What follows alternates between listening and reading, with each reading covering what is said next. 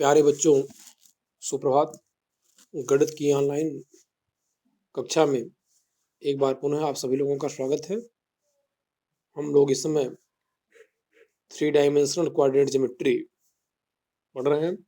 3 dimensional coordinate geometry के अंतर्गत हम लोग इस समय समतल के बारे में अध्ययन कर रहे हैं। समतल के बारे में अध्ययन का मतलब कि समतल का अभिलंब के रूप में समीकरण क्या होता है, किसी एक बिंदु से जाने वाले हो समतल का, और किसी वेक्टर के अनुलंब समतल का समीकरण क्या होता है, 3 बिंदु से होकर के गुजरने वाले समतल का समीकरण क्या होता है।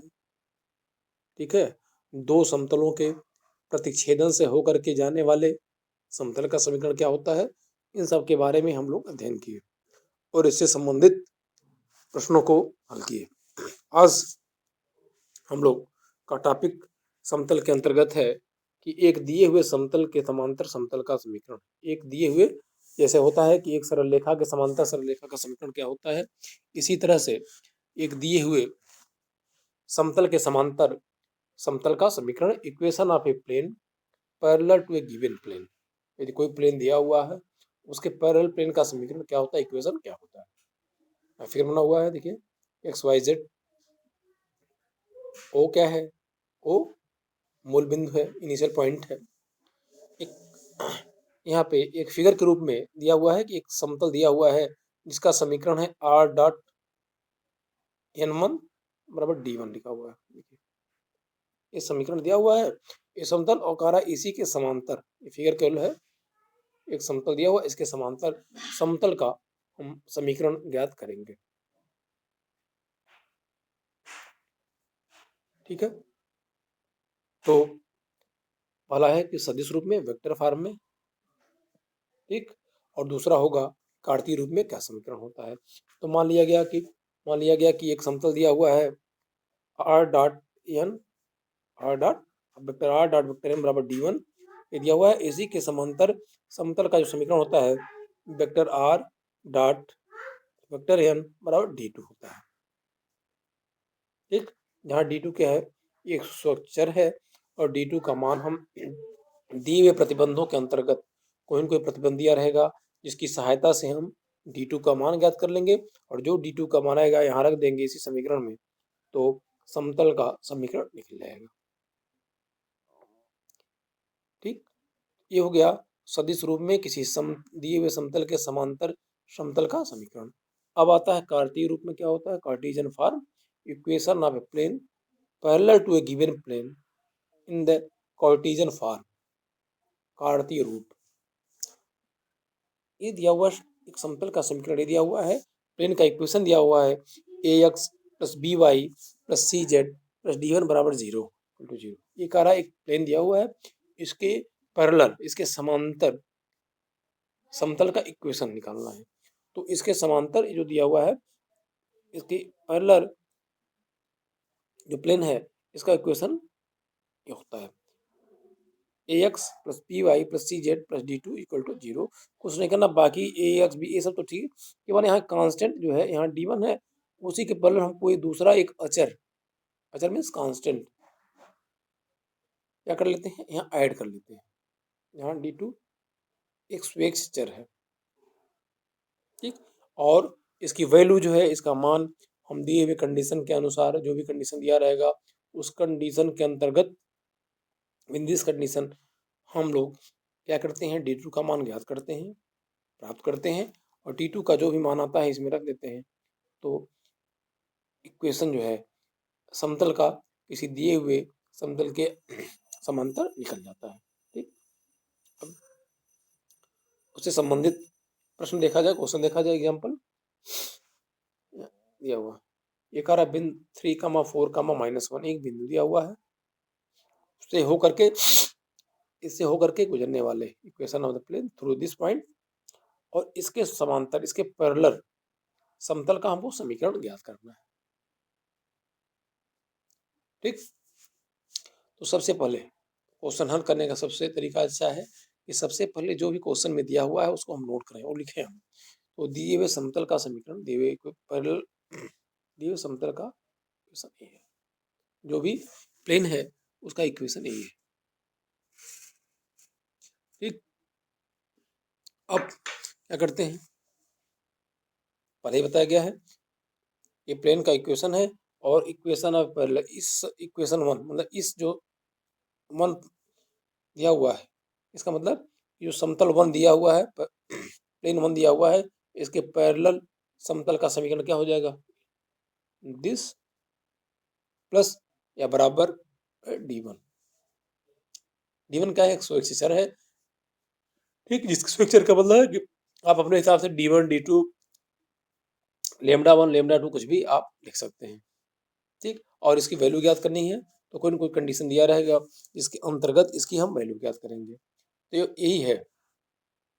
तो दिए हुए समतल के पैरेलल समतल का समीकरण ये है। अब हमारा मुख्य उद्देश्य क्या है, जो कंडीशन दिया हुआ है उसी के अनुसार हम d1 का मान ज्ञात करें। तो चूंकि समतल बिंदु 3,4,-1 से जाता है, ये पूरा का पूरा सदिश रूप में है, वेक्टर फॉर्म में है, इसका मतलब कि जिस बिंदु से होकर के जा रहा है उस बिंदु को हम स्थिर सदिश के रूप में लिख लेंगे। उस बिंदु के स्थिर सदिश क्या है, vector r equal to 3i + 4j - k। ठीक, अब r की वैल्यू इक्वेशन 2 में हम रख देंगे, इक्वेशन 2 में हम पुट कर देंगे r डॉट पहले से दिया हुआ है इक्वल टू d। अब यहाँ क्या हुआ, दो वेक्टर, देखिए दो सदिश हैं, इनका अदिश गुणन मतलब डॉट प्रोडक्ट निकालना है। डॉट प्रोडक्ट में क्या करते हैं, i के गुणांकों का गुणा करके, तो 3 × 2 प्लस j के गुणांक का गुणा कर लेते हैं, 4 × -3 प्लस -1 × करके d1 का मान क्या आ गया, -11। d1 की वैल्यू आ गई, और d1 की जो भी वैल्यू आई हुई है हम इक्वेशन 2 में, d1 की वैल्यू है क्या आ गई, 11 आ गई। अब d1 की वैल्यू हम क्या करते हैं, इक्वेशन 2 में हम पुट कर देते हैं, रख देते हैं और रख देंगे। ये हमारा ये इक्वेशन जो है अभिष्ट इक्वेशन जो जिसको हमको चाहिए था, मतलब दिए हुए समतल के समांतर समतल का समीकरण वो निकल जाता है। ठीक है, तो इस तरह से हम निकाल लेंगे। अब आता है दो समतलों के बीच का कोण है, एंगल बिटवीन टू प्लेन्स, दो समतलों के बीच का कोण। तो हम देखिए दो समतलों के बीच का जो कोण होता है उनके अभिलंब, उनके परपेंडिकुलर जो होते हैं, उनके जो परपेंडिकुलर्स होते हैं, दो समतलों के बीच का कोण उनके अभिलंबों के कोण के बीच के बराबर होता है। तो जब भी दो समतलों के बीच का कोण ज्ञात करना हो और तो उनके अभिलंब, उनके परपेंडिकुलर्स के बीच का हम कोण यदि ज्ञात कर लें तो वही दो समतलों के बीच का कोण होगा। ठीक, अब यहाँ देखिए एक फिगर बना हुआ है, एक प्लेन यहाँ है, इसके अभिलंब ये है, इसका अभिलंब ये है, और एक प्लेन यहाँ है कट कर रहा है, और इस बिंदु कट पॉइंट पे इसके अभिलंब ये है। आप जानते ही हैं कि अभिलंब के रूप में समतल का समीकरण यही होता है। ठीक, तो मान लीजिए एक समतल का समीकरण ये है, ये लिखा हुआ है, और दूसरे का है ये d2 है। तो इन दोनों समतलों के बीच का कोण क्या हो जाएगा, जो अभिलंब दिए हुए हैं परपेंडिकुलर्स ये दिए हुए हैं, इनके बीच के कोण के बराबर होगा। अब सदिश रूप में वेक्टर फॉर्म में क्या होता है फार्मूला, ठीक। तो यहाँ मान लिया गया, लेटर सपोज ये दो vector r dot n1 vector n1 बराबर d1 तथा r डॉट वेक्टर n2 बराबर d2 क्या है, दो समतल हैं, ठीक। तो इनके बीच का कोण क्या हो जाएगा, उनके अभिलंबों के बीच का कोण मान लिया गया है क्या है, थीटा है। तो फार्मूला क्या होता है, cos थीटा बराबर mod of vector n1 dot vector n2 upon mod of vector 1 mod of vector n2।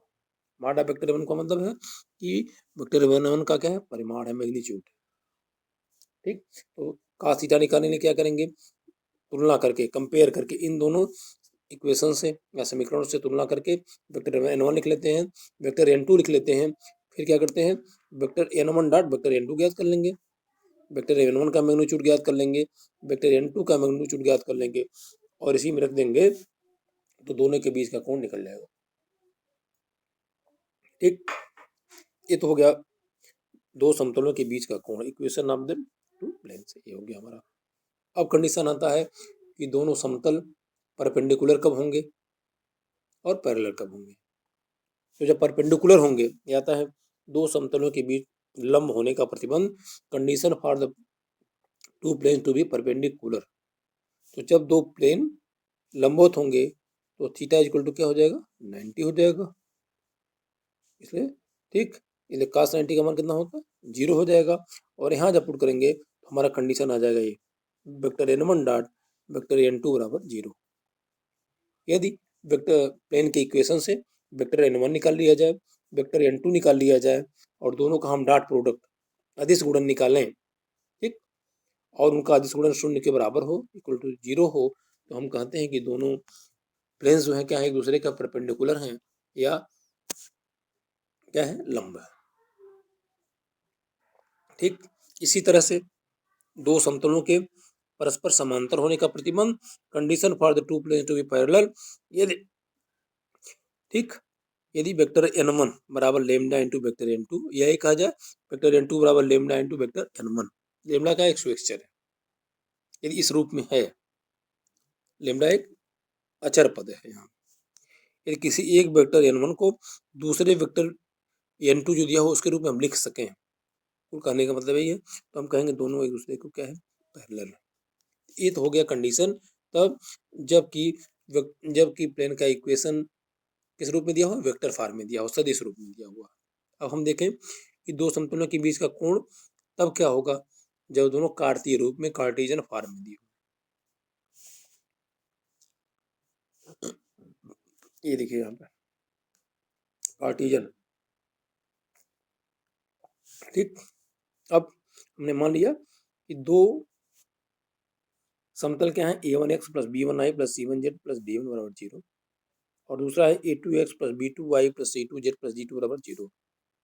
ठीक, ये दो समतल हैं, यदि इनके बीच का कोण थीटा है तो कास थीटा का फार्मूला होता है, कास थीटा बराबर होता है mod of a1 a2 plus b1 b2 plus c1 c2 upon under root a1 square plus b1 square plus c1 square into under a2 square plus b2 square plus c2 square. ये formula है दो समतलों के बीच के कोण का। ठीक, अब वही कंडीशन यहाँ भी है कि दो समतल परस्पर लंब कब होंगे, लंब होने का प्रतिबंध, लंब कब होंगे या परपेंडिकुलर कब होंगे, या तब होंगे वही है थीटा का मान क्या हो जाए, 90 हो जाए, cos 90 0 हो जाएगा, और जब यहाँ से तिरवक गुणा करेंगे ये कंडीशन आ जाएगा a1 a2 plus b1 b2 plus c1 c2 बराबर 0 है, वहाँ 0 छोटा लिखा हो, बराबर 0, a1 a2 plus b1 b2 plus c1 c2 बराबर। ठीक, तो जो भी समतल का समीकरण प्लेन का इक्वेशन दिया हुआ है, ठीक, दोनों की तुलना यहाँ से कर लेंगे, इक्वेशन 1 एंड 2 से कर लेंगे, वहाँ से a1 b1 c1 का मान, a2 b2 c2 का मान ज्ञात कर लेंगे, और यदि a1 a2 plus b1 b2 plus c1 c2 equal to 0 आ रहा है तो हम कह देंगे कि यह दोनों समतल परस्पर लंब है। ठीक, समांतर कब होंगे, condition for two planes to be parallel, ये समांतर कब होंगे, यदि a1 upon a2 equal to b1 बटा b2 इक्वल टू c1 बटा c2 हो, इस तरह का वही कंपेयर करके a1 b1 c1 a2 b2 c2 निकाल लेंगे। If a1 upon a2 equal to b1 upon b2 equal to c1 upon c2, तब क्या होंगे, ये पैरेलल हो जाएंगे। ठीक, तो आज फिलहाल इतना ही है। अब इससे संबंधित एक प्रश्न देखा जाए, ये समतल का इक्वेशन दिया हुआ दो समतल का हम कोण कैसे निकालेंगे। कह रहा है यहाँ पे समतलों इतना, देखिए इतना तथा इतना के बीच का कोण ज्ञात करिए। जो समतल दिया हुआ है, कह रहा उनके बीच का कोण दिए। ये समतल का समीकरण किस रूप में दिया हुआ है, ये वेक्टर फॉर्म में दिया हुआ है। ठीक, तो सबसे पहले क्या करते हैं कि दिए हुए समतल का हम समीकरण लिख लेंगे। समतल का समीकरण है, हमने पहले भी बताया था कि जो समतल का अभिलंब रूप होता है ये होता है आर डॉट, ठीक, माने दो समतल हैं तो R dot n1 equal to d1 और दूसरा मान लीजिए r dot vector n2 equal to g2। ये तो जो दोनों समतल के समीकरण दिए हुए हैं, यहाँ से हम तुलना करके n1 और n2 का मान ज्ञात कर लेंगे। तो पहला देखिए, इसको यदि r डॉट n1 और d1 मान लें तो n1 का मान हो जाएगा, और वेक्टर n2 का मान ए हो जाएगा। तो सबसे पहला काम है कि दोनों समतलों के समीकरणों का इन दोनों यदि वेक्टर फॉर्म में दिया हुआ तुलना करके वेक्टर n1 और वेक्टर n2 ज्ञात कर लेते हैं। ठीक, यदि हम जानते हैं कि समतल के बीच का कोण थीटा है तो cos थीटा का फार्मूला ये होता है, cos थीटा का फार्मूला ये होता है, यहाँ है। अब cos थीटा ज्ञात करने के लिए या कोण ज्ञात करने के लिए हमको चाहिए vector n1 dot vector n2 का मान पता होना चाहिए और मॉड ऑफ वेक्टर 1 और मॉड ऑफ वेक्टर n2 उन दोनों का मैग्नीट्यूड चाहिए। तो सबसे पहले क्या करते हैं, vector n1 dot vector n2 ज्ञात कर लेते हैं। तो vector n1 dot vector n2, ठीक, मतलब दो सदिशों का अदिश गुणन ज्ञात कर लेते हैं और अदिश गुणन कितना आया है, ये 3 आ गया। ठीक, फिर मॉड ऑफ वेक्टर 1 मतलब वेक्टर n1 का मैग्नीट्यूड ज्ञात कर लेते हैं, बराबर इतना हो गया कि अंडर रूट आई के गुणांक का वर्ग प्लस जे के गुणांक का वर्ग प्लस के गुणांक का वर्ग, इसको हरण करेंगे तो ये आ गया अंडर रूट 6। इसी तरह से मॉड ऑफ वेक्टर इनटू ये भी आ गया अंडर रूट 6 आ गया। ठीक, तो cos थीटा बराबर vector n1 dot vector n2 का मान कितना आया हुआ है, ये 3 आया हुआ है। मॉड ऑफ वेक्टर n1 है under root 6, mod of vector n2 ये भी अंडर रूट 6 है। ठीक, तो under root 6 into under root 6 ये कांटी हट जाएगी, हो गया cos थीटा बराबर हो गया 3/6 हो गया, 1/2 हो गया।